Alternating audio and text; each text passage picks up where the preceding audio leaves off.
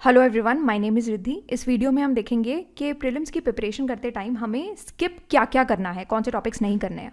तो देखो, टाइम कम है, सिलेबस बहुत ज़्यादा है, तो ऑप्टिमम वे में हम इस तरीके से यूटिलाइज़ करेंगे कि लीस्ट एफर्ट में बेस्ट आउटकम आना चाहिए।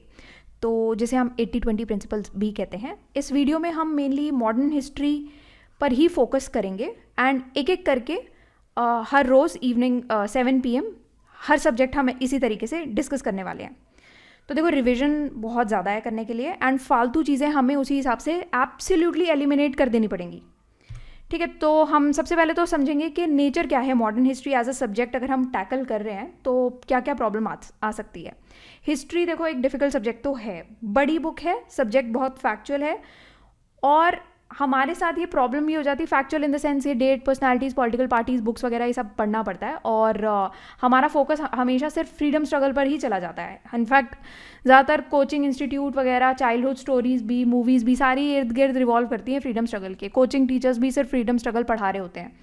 तो उसमें क्या होता है ना कि ज़्यादा से ज़्यादा टाइम हमारा उसी में ही चला जाता है, एंड तक भी हम वही पढ़ते रहते हैं, और इतने अनऑर्गेनाइज्ड मैनर में वो चीज़ें चली जाती हैं कि मोस्ट इंपॉर्टेंट चैप्टर्स जो कि एंड में आते हैं वो सारे तो इग्नोर ही हो जाते हैं। पूरी प्रिपरेशन हमारी इसी में ही निकल जाती है, ये फ्रीडम स्ट्रगल, जो कि हम अभी देख लेना आप कि कितना ही इम्पॉर्टेंट है।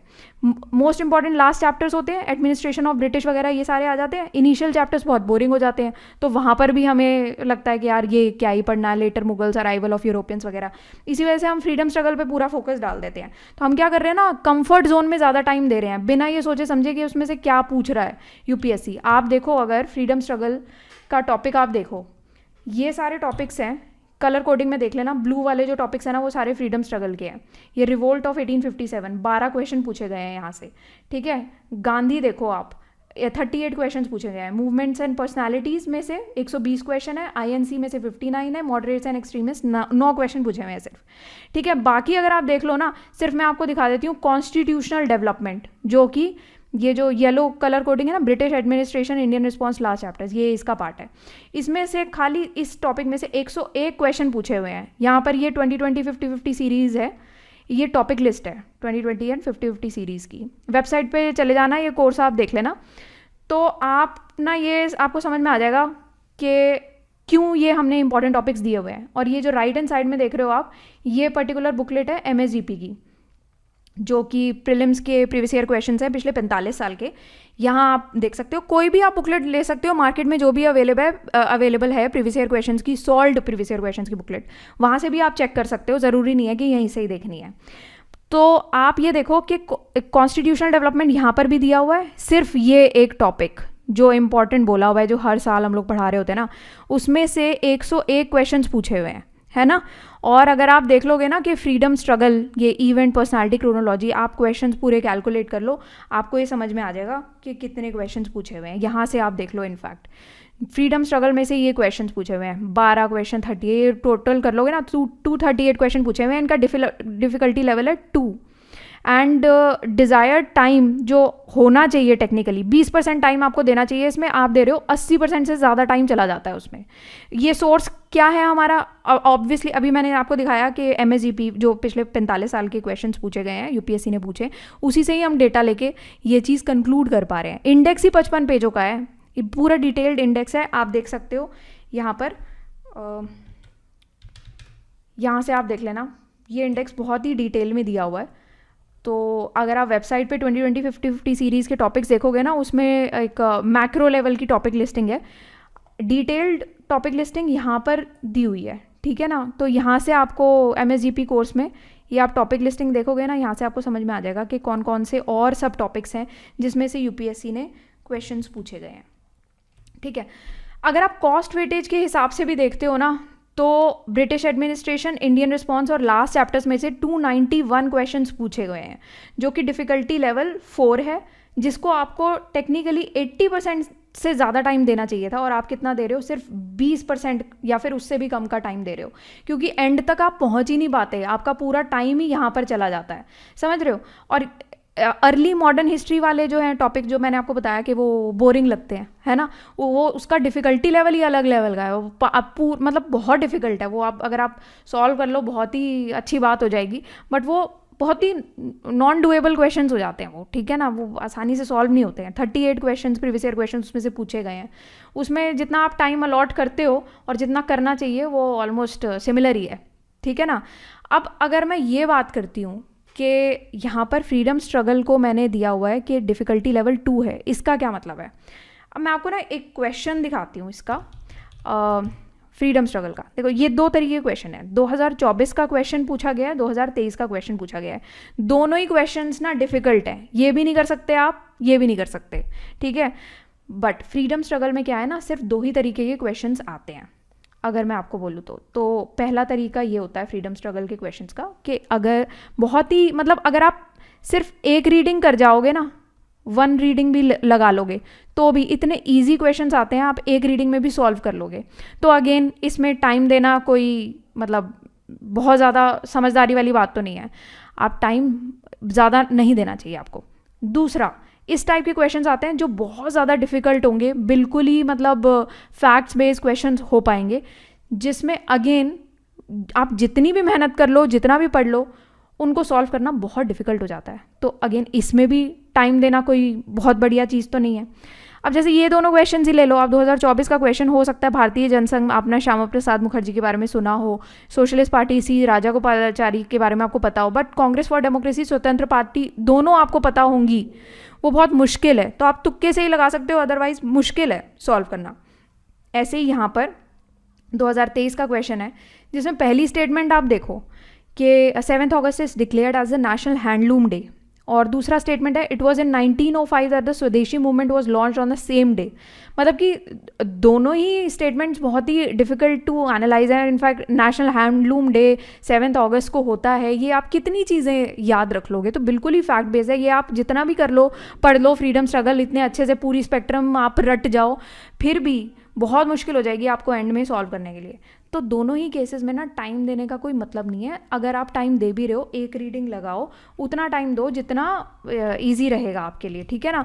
अदरवाइज मैं आपको बता रही हूँ कि आप यहाँ से देख लो, British administration, Indian response, last chapter जितने भी हैं जिसमें मैक्सिमम क्वेश्चंस आ रहे हैं, उस पर अगर आप ध्यान दोगे ना तो बहुत ईजी हो जाएगा आपके लिए। अब यहाँ पर मैंने जो आपको बताया है कि ये 2020 और 50-50 सीरीज़, ये टॉपिक्स आप देख जाओगे ना, आपको समझ में आ जाएगा कि MSGP के जितने भी टॉपिक्स हैं ये वही इंपॉर्टेंट टॉपिक्स हमने लिए हुए हैं। क्यों हैं ये इंपॉर्टेंट टॉपिक्स, इसमें से ही UPSC ने क्वेश्चंस पूछे हुए हैं टाइम एंड अगेन। जैसे कि आप पहला टॉपिक देखो, लैंड टेन्योर, ये टॉपिक है, यहाँ पर आप देखो 4.6 में लैंड रिफॉर्म्स अगेन यहाँ पर पूछा हुआ है। इसमें से आप क्वेश्चन बाय क्वेश्चन देखते रहना कि यहाँ पर साइड में लिखा हुआ है कि कितने कितने क्वेश्चंस किस किस टॉपिक में से पूछे जा रहे हैं, ठीक है। 15 क्वेश्चन जैसे यहाँ पर पूछा है। ऐसी कॉन्स्टिट्यूशनल डेवलपमेंट मैंने आपको दिखाया ना, 4.9 में 101 क्वेश्चंस यहाँ से पूछे हुए हैं। इसी तरीके से आप यहाँ पर देखो, Indian response to British policies, ये है 4.3, ये टॉपिक है, और 19 क्वेश्चंस यहाँ पर भी पूछे हुए हैं। ऐसी सोशल रिफॉर्म मूवमेंट, अगेन ये भी एज इट इज़ आप देख लो, MSGP में यहाँ पर पूछा हुआ है, प्रीवियस ईयर क्वेश्चंस इसमें से पूछे गए हैं। फ्रीडम स्ट्रगल जो इवेंट पर्सनालिटी क्रोनोलॉजी, इसमें तो है ही बहुत सारे हैं, आप कलर कोडिंग के हिसाब से अपने हिसाब से देख लेना, ठीक है।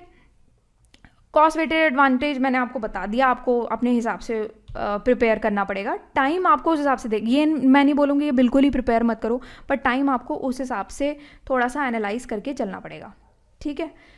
तो एक तो ये चीज़ है। दूसरा देखो, ये एक प्रॉब्लम ये आती है कि हम सिंस फ्रीडम स्ट्रगल में बहुत ज़्यादा टाइम ख़राब कर चुके हैं, तो अब टाइम ऐसा आ जाता है कि एग्ज़ाम में से 2-3 महीने बचे हैं, और अभी हमें ना PYQs भी लगाने पड़ते हैं, फिर टेस्ट सीरीज़ भी लगानी है, बाकी सब्जेक्ट्स भी करने हैं, करंट अफेयर्स है, रिवीजन है, सारा कुछ ही तो बच जाता है ना। तब हम एंड में चेक करते हैं फिर कि मॉडर्न हिस्ट्री से तो क्वेश्चंस पूछने का वेटेज ही घट गया है। तो जो सबसे इम्पॉर्टेंट पार्ट होना चाहिए था ना, वो ऑल टुगेदर इग्नोर हो जाता है और एग्ज़ाम में क्वेश्चंस अनडूएबल हो जाते हैं।